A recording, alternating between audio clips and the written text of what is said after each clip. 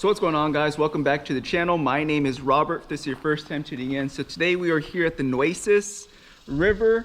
Nueces, people say it differently, but Nueces River here outside of George, West Texas. So it's a little further south. It's pretty low. I can't even tell if it's flowing or if it's just stagnant, but we're gonna go down there and check it out. I'm gonna get the drone out there, fly it over, and kind of check out some different areas too, so stay tuned for that. We checked out the Frio River last week. The video's up on my channel already there. And then after this river, we're gonna go check out another lake that's about another 20 miles from here or so. So stay tuned for that video. That'll probably be coming out next week or so. Yeah, just subscribe, like, and share for anyone who is interested in this video. We do have memberships on the channel. It's $3 a month. You can sign up. You get first access to all my videos. So like the lake video that's coming out next week, you'll have access to it days before everybody else. So a couple perks here and there for the channel membership, and helps me out. Pays for my gas to come out here and check out all these lakes as well. But let's go ahead and get down to it. We'll go walk down there. I'll kind of talk and kind of walk at the same time. So I used to fish this river a lot growing up. The white bass run was really good out here. Always used to load up on a bunch of freaking white bass. Oh wow, yeah, look at that, guys. So this is the boat ramp. In case anyone's in case anyone's curious, this is the boat ramp. So the water was way up here all the time. I mean, you can kind of tell. I mean, this is all watery area, but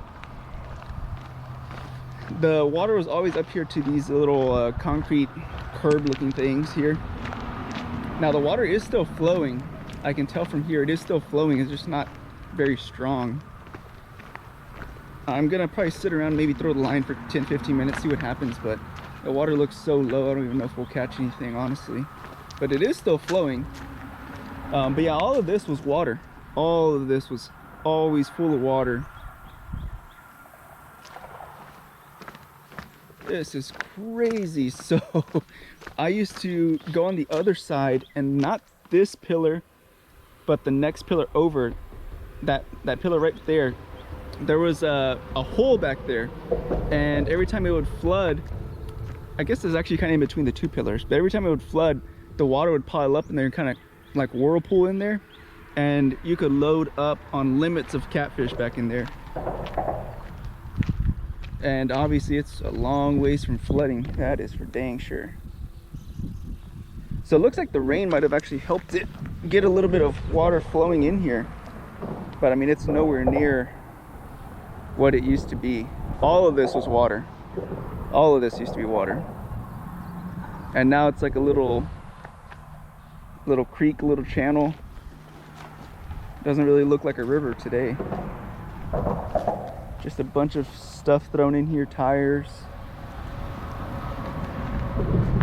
I mean, you used to have to sit up here. Like, I'll get down here. You used to sit up here just to throw down here. That's how high the water used to be. And then back in here, you could always tie in some lines and get some good flatheads out of this area. All in here. We used to pick out some good flatheads out of here too. I guess they would kind of just hide in all these little crevices. But I mean, this is just crazy. And the only reason I think it is flowing is because we have gotten some rain recently. We got a decent amount of rain. Obviously not enough to bring the river all the way up, but enough to at least get it moving. So it may have been worse, you know, maybe a week ago before all the rain came in. Could have been worse. But you could probably walk across it, honestly. It looks like it's maybe a foot or two max deep here. So not that deep at all.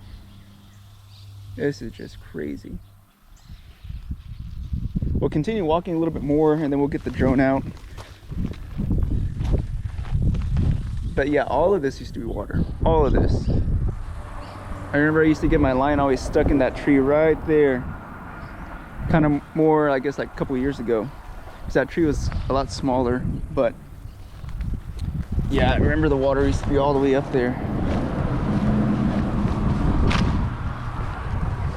I might get a jig and throw a jig out here, see what happens, but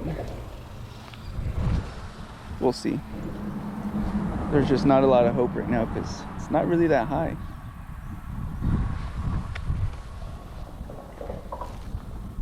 Wow. So low. Yeah, I'm not sure what this is, like some type of like soccer net or something. Or somebody threw a fishing net or something in there.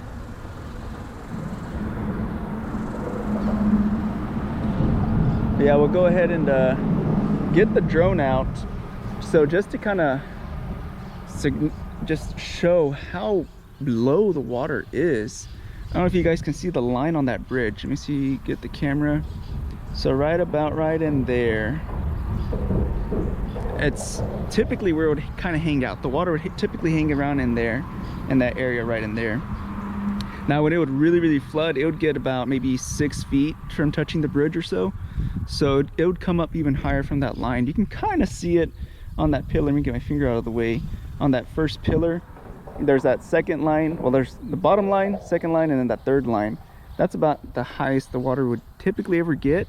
I think I was probably really young, but I think it did get pretty high. We had a significant flood many years ago, and that's about as high as the river, I think, as far as I'm aware of, ever got.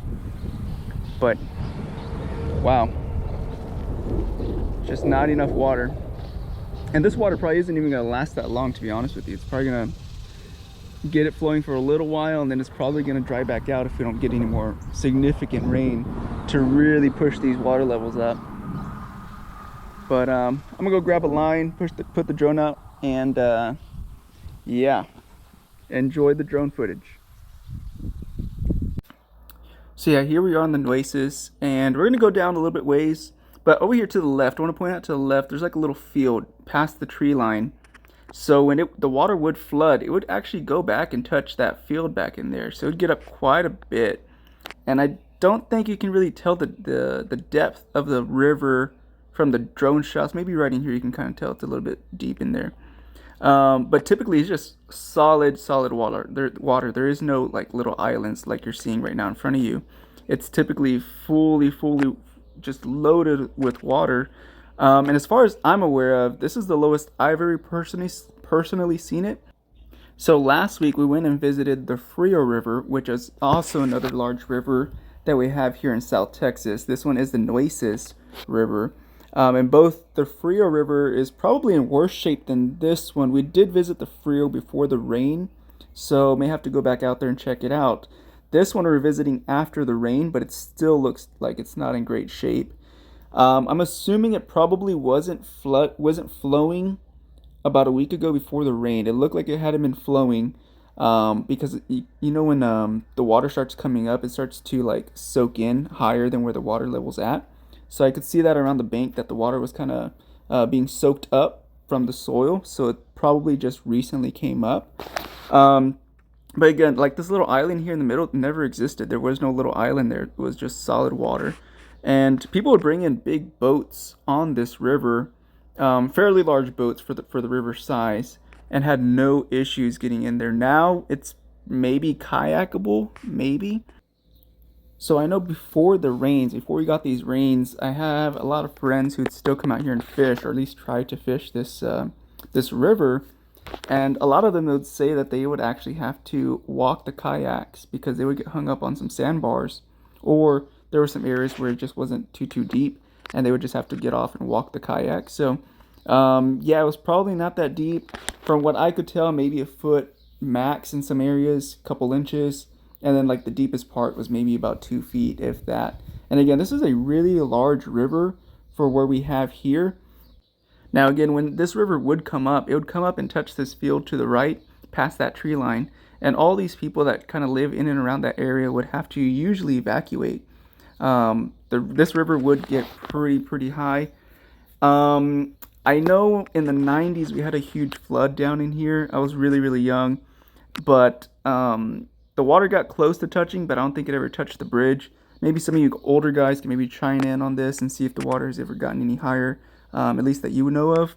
But as far as I've been alive and I'm aware of, it hasn't gotten that high where it's flown over the bridge.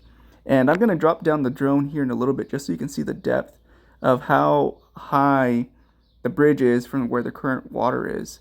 And it's a drastic difference. Right here to the right, you can kind of see on that pylon, not this one right in the center, but to the right of it a little bit, and you're going to see it as I'm dropping down. You can see that black area on that pylon right to your right. The water would typically hang out in there as well. And when it would flood, it would go a little bit past that pylon. But yeah, that's a lot of freaking water lost. You can just see the watermarks on those pylons. And so typically, like right here, right before that first little pylon, it was non-walkable. Like you couldn't walk in there. It was all full of water. Not even a little past that pylon to the right. Also, you couldn't really walk in there. It was all full of water. And then as we're putting the drone in here, to the right and to the left, the embankments are probably about 15-ish feet, maybe 20, between 15 and 20 feet. And they're typically were always full of water. Over the last year or two, they've been dropping, and then obviously this year has just been drastic. We've had excessive heats, well over 105, 106, 108